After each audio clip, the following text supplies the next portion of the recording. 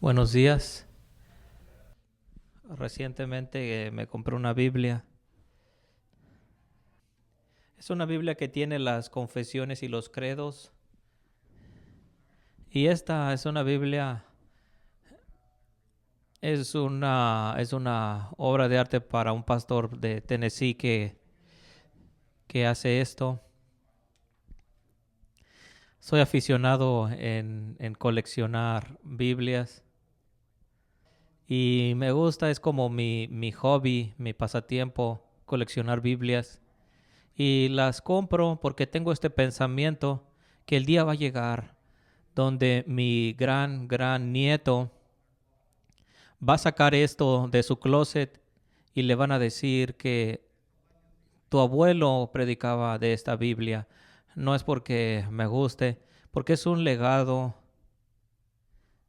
y creo que esa perspectiva realmente muestra nuestra, nuestra perspectiva como cristianos. Lo que hacemos aquí no es en vano.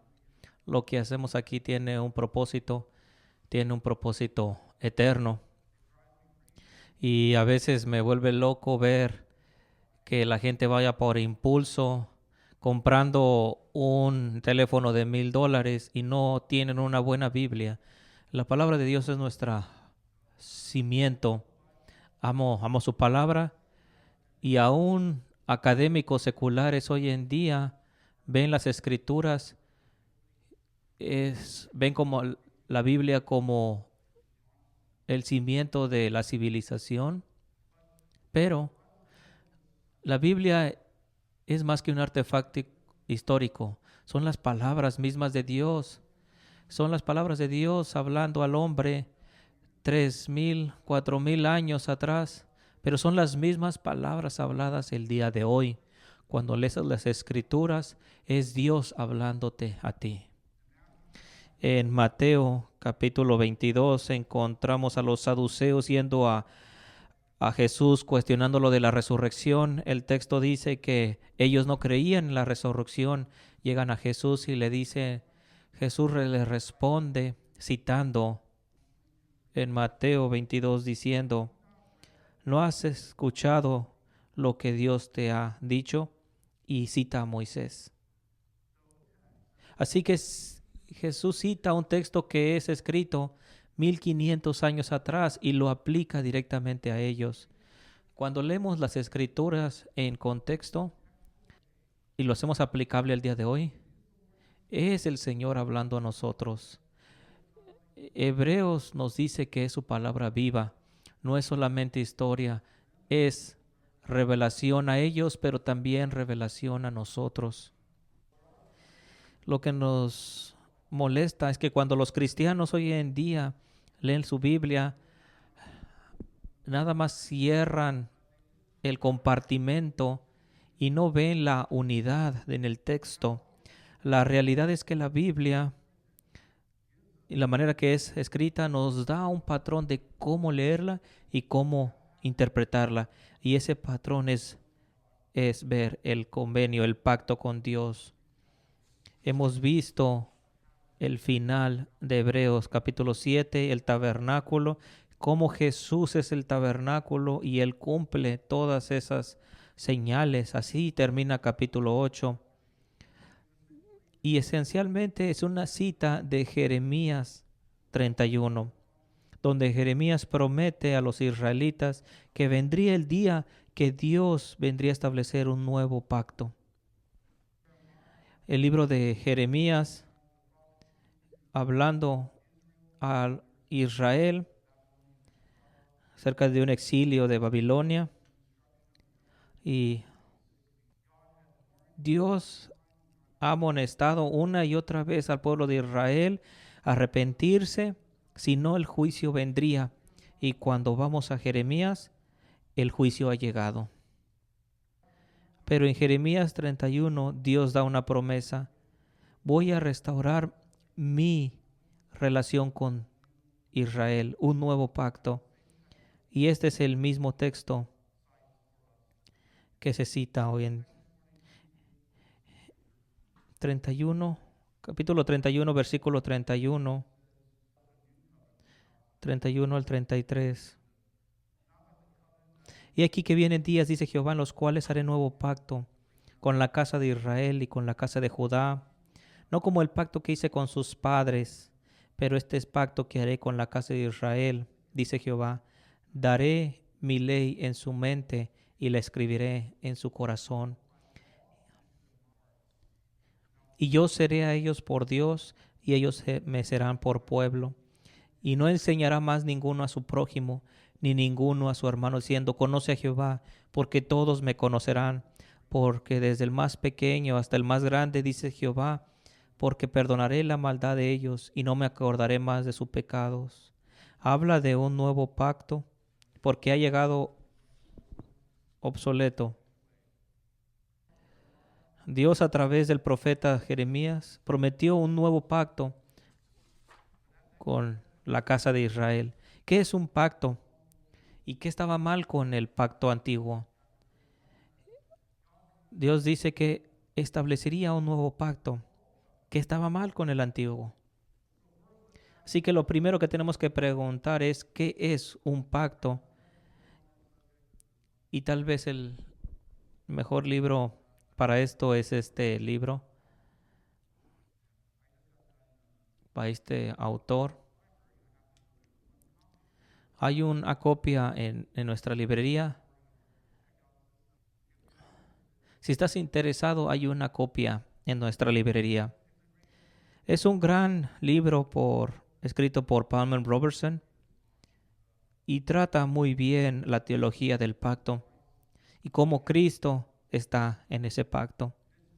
Este libro nos da una definición del pacto y es una definición muy adecuada. Define el pacto como un pacto de sangre administrado soberanamente. Si quieres escribirlo de nuevo, es un convenio de sangre administrado soberanamente. Conecta a dos personas, conecta a dos entes. Pero en un pacto bíblico conecta a Dios con el hombre. Es una conexión con sangre. Está interesado este pacto bíblico no en términos triviales, en términos económicos, no. Dios hace pacto con el hombre en situaciones de vida o muerte y en la mayoría de los casos lo confirma de alguna manera con el derramamiento de sangre, lo veremos. Finalmente, es un convenio soberanamente administrado. Los pactos que Dios hace con el hombre no es nada más de que nosotros vayamos con Él y Dios de alguna manera lo confirma con algún sacrificio. No, es el hecho de que Dios soberanamente administra ese pacto. Dios los ve y Dios es el soberano. Dios ve esos pactos con un asunto, con una seriedad legal. Está escrita con sangre. Y la otra pregunta es, ¿qué estaba mal con el antiguo pacto? La Biblia, primariamente, Dios se comunica con el hombre a través de pactos. Cuando Dios crea al hombre, eso fue un pacto. Al crear la humanidad a su imagen, es Dios creando un pacto con nosotros, muchas veces llamado el pacto de la creación. Y en esa creación encontramos normas como el sábado, como el matrimonio, como el trabajo. ¿Por qué trabajamos? Porque Dios ha trabajado. La razón por qué nos unimos en matrimonio, porque Dios ha tenido un pueblo que se une con Él. ¿Por qué descansamos? Porque Él ha descansado. Es el pacto de la creación. Pero este primer pacto ya tenía estipulaciones. Génesis capítulo 2, versículo 15 al 17, la Biblia dice, que el Señor puso al hombre para trabajarlo y mantenerlo. Y el Señor le mandó diciendo: comerás de todo árbol del jardín, pero del árbol del conocimiento del bien y el mal no lo comerás, porque el día que lo tocares o comieres, morirás. Dios ha creado a Adán como nuestra cabeza, como nuestro patriarca de toda la humanidad, y a Adán se le da bendiciones de vida eterna con la base de su obediencia a Dios. Por eso este pacto es llamado el pacto de los, de las obras, porque se requiere obediencia, no llega autónomamente. Es el primer pacto. Y claro, sabemos la historia que Adán rompió ese pacto, comió de ese árbol, porque ese árbol en el jardín Dios dice: puedes comer de cualquiera excepto de este. Y ese árbol era la imagen de que Adán no era soberano, no es Señor, y él comió, desobedeció. Y el día que comió, desconectó a la humanidad con Dios y empezó a morir. Inmediatamente de que rompe este pacto, Dios establece un pacto de gracia. Inmediatamente que Adán se desconecta, Dios implementa un plan de restauración, lo que es llamado en teología un pacto de gracia. El pacto de creación es un pacto de obras porque dependía de una propia justicia. El pacto de gracia depende de la justicia de alguien más. Y es importante ver esto desde el principio. Todos los demás pactos en el Antiguo Testamento, todos son expresiones del pacto de gracia que ha establecido inmediatamente después de la caída de Adán y Eva. Del capítulo 3 del versículo 14 y 15 se le dice a la serpiente: ¿por qué has hecho esto? Maldita serás entre todas las bestias y entre todos los animales del campo. Polvo comerás todos los días de tu vida, y pondré enemistad entre ti y la mujer, y entre tu simiente y la simiente suya. Esta te herirá en la cabeza, y tú le herirás en el calcañar. Aquí Génesis está prometiendo que vendrá un día donde la simiente de la mujer herirá la simiente de la serpiente. Hay un pacto de gracia a través de Adán que apunta a un gran cumplimiento.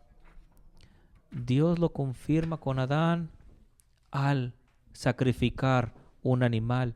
Del versículo 21 hace un pacto. Hay un redentor que viene, hay un Mesías que viene en el futuro. Y Dios lo confirma este pacto al sacrificar a un animal y al cubrir a Adán y Eva con sus pieles. Y Jehová Dios hizo al hombre y a su mujer túnicas de pieles y los vistió. Un pacto es una unión donde Dios administra un convenio. ¿Por qué es tan significativo? Bueno, número uno, la provisión. Antes de que Adán y Eva pecaran, vemos la provisión de pieles y vemos también una expiación. El pecado de Adán requería muerte, porque dice: comerás y morirás. Y al principio vemos que la sangre fue derramada por la caída, pero no era la sangre de Adán, sino la sangre de un animal. Vemos desde Génesis los símbolos de un sustituto. Vemos la necesidad del cubrimiento. Nos muestra lo que Dios estaba haciendo en la historia, es cubriendo nuestro pecado y nuestra vergüenza. Y finalmente nos muestra la justicia y misericordia de Dios, porque Adán y Eva caen y el pecado demanda muerte.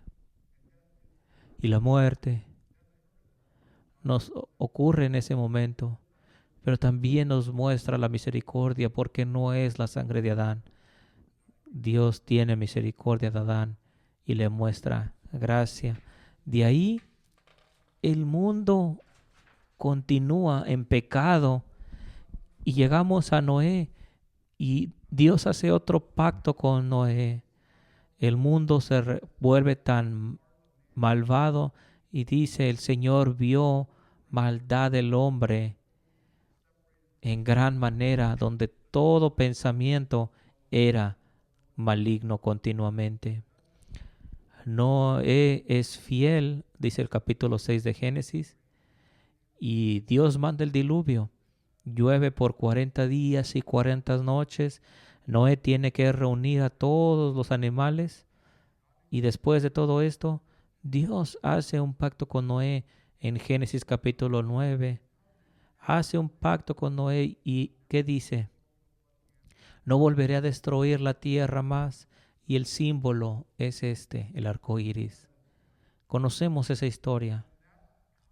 Y ese pacto nos muestra la provisión de Dios. Dios nos dice: voy a mantener este mundo. No he terminado. Voy a restringir mi juicio a este mundo por un tiempo. No lo destruiré con un diluvio, lo perseveraré con propósitos futuros. Nos muestra que su gracia es universal y perpetua. Se nos dice en la Biblia que Dios tenía gracia con todos los animales, todas las criaturas y las generaciones futuras. Finalmente nos enseña que este pacto de Noé, el pacto de Noé, es un pacto incondicional. No había estipulaciones. Dios muestra: no volveré a destruir este mundo, no importa lo que el hombre haga. Y es significativo. Es significativo porque esto significa que Dios sabe que continuaremos en pecado. Dios sabe que seguimos un camino de maldad. Pero Dios dice: seré fiel aun cuando tú no lo seas. Es un pacto incondicional. Después de esto, Dios hace un pacto con Abraham, ¿verdad? Génesis 12, 15 y 17. Dios hace un pacto con Abraham y la promesa que hace es, ¿qué son? Son bendiciones, una nación, descendientes. Dios promete a Abraham: serás el padre de muchas naciones, muchos descendientes tendrás. Dice en el capítulo 15 que tu descendencia será más grande que las estrellas del cielo. Dios le dice a Abraham: te bendeciré tanto, Abraham, que serás el padre de todas las naciones. Te bendeciré tanto que tus descendientes serán más numerosas que las estrellas. Y dice: bendeciré a aquellos que te bendicen, maldeciré a aquellos que te maldigan. Y Dios lo confirma una vez más con un sacrificio. Dios le manda que vaya, que reúna algunos animales, los mate, que los ponga en el suelo. Y la razón que lo hace es porque es como tú confirmas un convenio. Dos personas llegan, cortan y caminan sobre ellos. Y lo impresionante de Génesis 15 es que Abraham no camina, sino la presencia lo hace.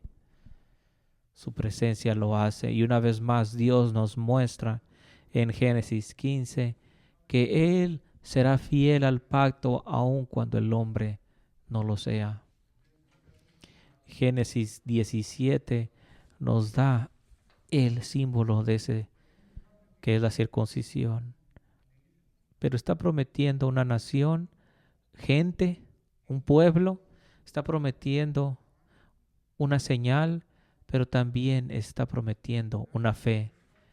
En ese pacto, ¿de qué dependía?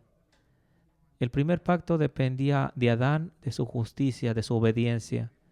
Y aquí en Abraham vemos que la justicia será dada por fe. Génesis 15:6. Y creyó al Señor y le fue contado por justicia. Después de esto, yo sé que es mucha información, pero después de esto, Dios hace un pacto con el pueblo de Israel a través de Moisés. Éxodo 19, del 5 al 6. Si escuchares mi voz y obedecieres mi pacto, te daré las posesiones de los pueblos y será la tierra tuya. Serás un reino de sacerdotes y una nación santa. Es este pacto que hace con Moisés y los israelitas, donde Dios dice a los israelitas que yo seré tu Dios y tú serás mi pueblo. Pero este pacto también tiene estipulaciones. ¿Qué tienen que hacer para hacer el pacto? Tienen que obedecer la ley. Tienen que obedecer su ley para ser fiel a su pacto. Y Éxodo 24 encontramos a Moisés confirmando este pacto. ¿Cómo lo confirma? Una vez más el sacrificio de animal y salpica la sangre a los israelitas y hace un juramento prometiendo que habrá obediencia al pacto y serán el pueblo de Dios. Vemos aquí que Dios está dando la ley. Vemos una relación única entre Dios y el pueblo de Israel, que este pacto demuestra que será el único Dios de los israelitas. También encontramos bendiciones y maldiciones en este pacto. Te bendeciré, pero también maldeciré tu desobediencia. Y número 4, vemos la idea de fidelidad. Tienes que ser fiel a las estipulaciones de este pacto. Finalmente, un pacto davídico. Segunda de Samuel capítulo 7, Dios hace un pacto con David, específicamente 12 al 17, donde se lee: y cuando tus días sean cumplidos, yo levantaré después de ti a uno de tu linaje, el cual procederá de tus entrañas, y afirmaré su reino. Edificará casa a mi nombre. Yo le seré a él padre, y él me será a mi hijo. Y si él hiciere mal, yo le castigaré con vara de hombres, y con azotes de hijos de hombres. Pero mi misericordia no se apartará de él, como la parte de Saúl. Así que vemos aquí, hay un pacto con David y le promete un reino, y lo promete una relación divina. Seré un padre para él y él será un hijo para mí. Esos son los pactos en la Biblia. El pacto de la creación, de obras, un pacto con Noé, un pacto de gracia.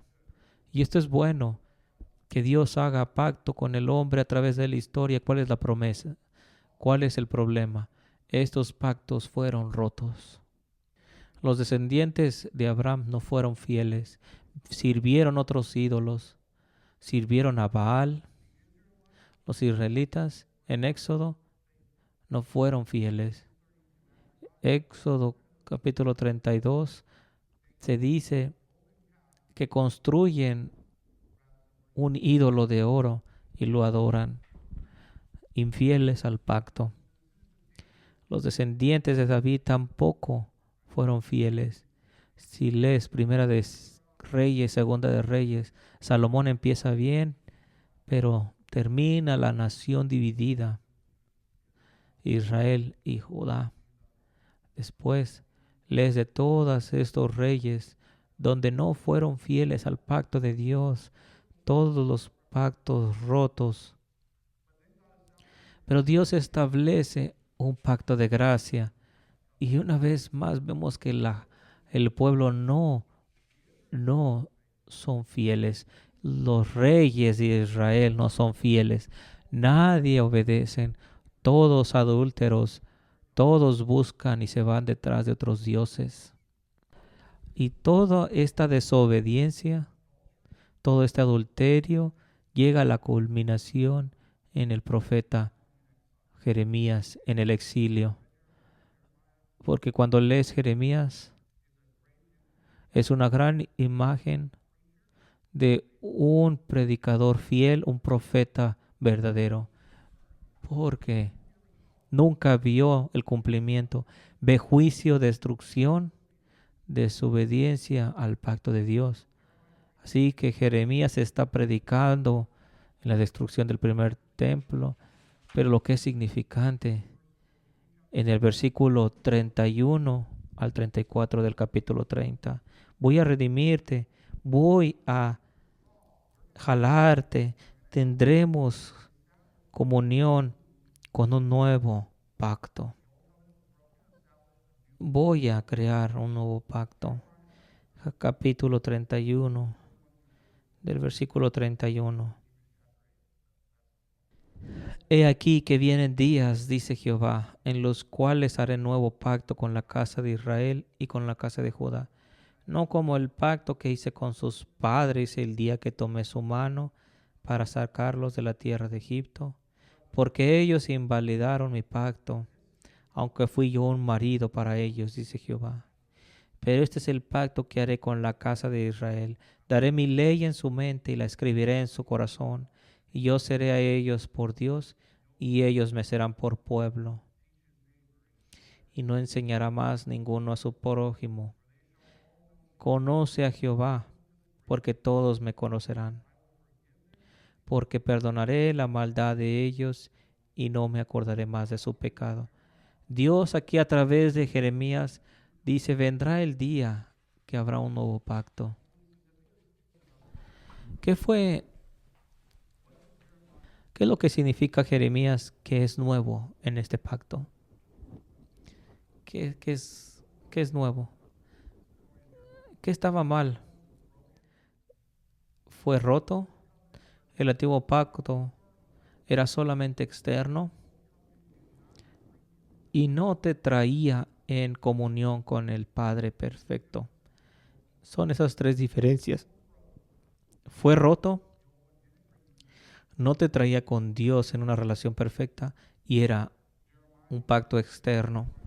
Jeremías 31 dice, este nuevo pacto no será roto. El nuevo no será roto, no será quebrado.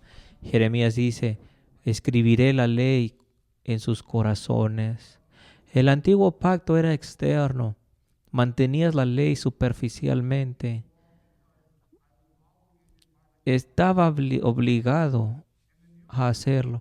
En el nuevo, Dios me da un nuevo corazón y ahora obedezco su ley por obligación, sino porque quiero y puedo, quiero obedecerle. Finalmente Jeremías dice, no más enseñarán el prójimo, conoce al Señor, porque todos me conocerán, desde el más pequeño al más grande.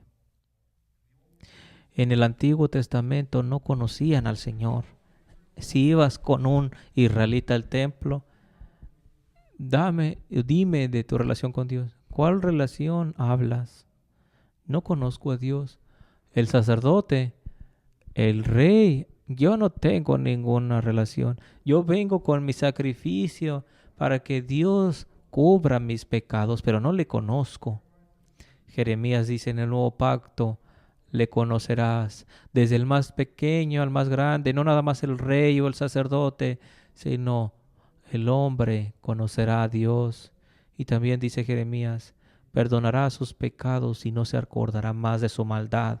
En el nuevo hay sacrificio, en el antiguo nunca satisfacía. En el nuevo habrá un verdadero perdón de pecados.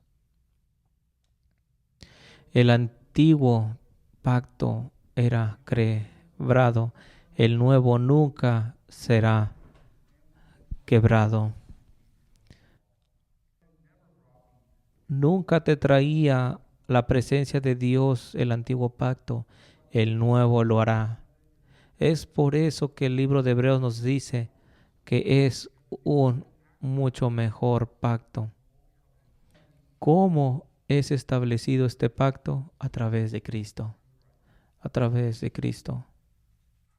Dios hace pacto tras pacto tras pacto en el Antiguo Testamento con los israelitas y los israelitas no obedecen. Infieles, los israelitas desobedecen, los descendientes de David no obedecen. ¿Qué pasa en el Nuevo? Dios mismo se hace realidad, toma la forma de carne de humano. La gente hoy en día en la iglesia dice, oh, el antiguo pacto de leyes, de obras, el nuevo es solamente un pacto de gracia. Todo es acerca de gracia. Siempre ha sido de gracia.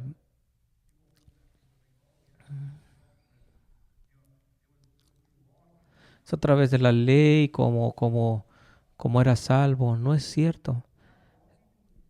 Porque al obedecer nada más apuntaba a la verdad.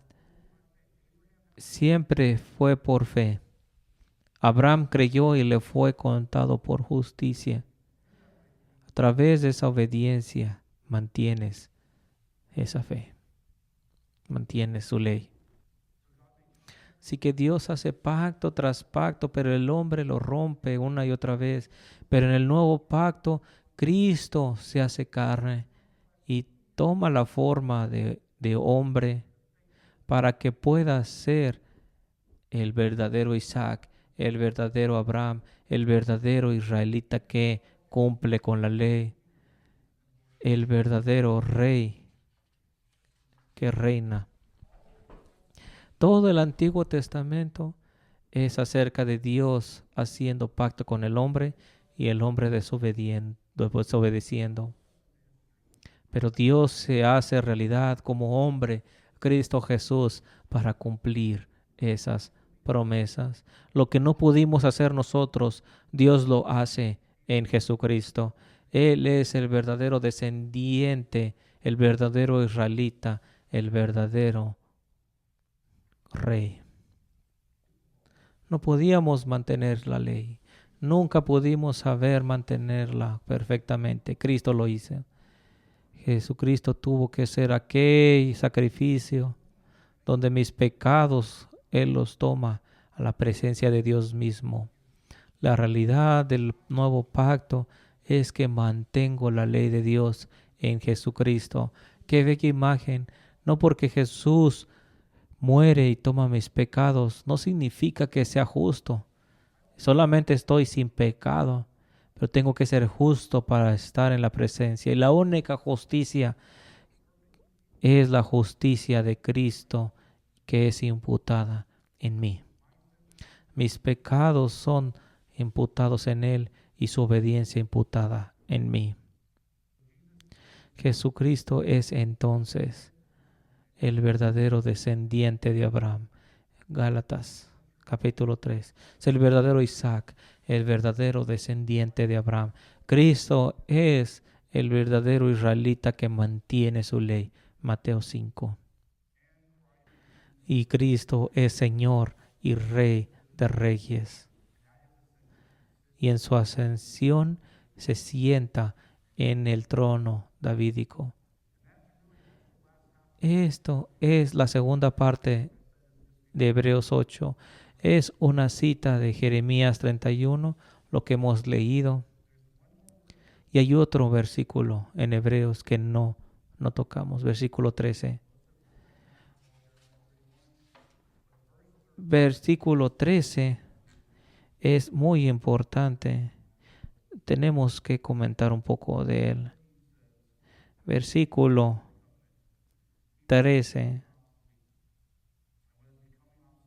Dice, el nuevo pacto ha dado por viejo al primero, y lo que se da por viejo y se envejece, está próximo a desaparecer? ¿Por qué está por envejecer y próximo a desaparecer? ¿Por qué no está ya desaparecido a este punto? ¿Cuál es el símbolo del pacto en la tierra? El templo. Y cuando es escrito este libro, el templo todavía está ahí. Sí que oficialmente todavía no se aparece hasta que el templo es destruido en el año 70. Desde su perspectiva todavía estaba cerca, pero todavía no desaparecía. Estaba algunos años. Estaba envejeciendo, porque ese templo era la representación del antiguo pacto en la tierra. Ese templo, como hemos hablado, representa a el hombre teniendo comunión con Dios. Ya no hay más necesidad de templo. Y eso es importante para nuestros días, porque hay muchos judíos ortodoxos y conservadores que quieren un tercer templo en Jerusalén. Y tenemos que hablar en contra de esto, porque el establecimiento de otro templo en Jerusalén es nosotros clamando el trabajo de Jesucristo no es adecuado, es insuficiente. Todo lo que representa el templo es cumplido en Cristo. Cristo es el verdadero descendiente, el verdadero israelita que cumple la ley por mí. Cristo es el verdadero David que reina en los cielos. No hay necesidad de otro templo. ¿Y por qué tenemos tal templo? Todo lo que hacemos es que la muerte de Cristo fue en vano. Y no voy a defender esto. El trabajo que hace la iglesia no es en vano. Y Cristo trabaja todos los días. Las manos de Dios están en esta congregación y es gloriosa.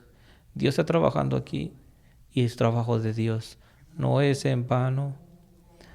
Los mamás que van a homeschool los jueves no es en vano. Cuando los ancianos enseñan, no es en vano. Cuando se lidera un estudio, no es en vano. Jeremías dice, no será en vano.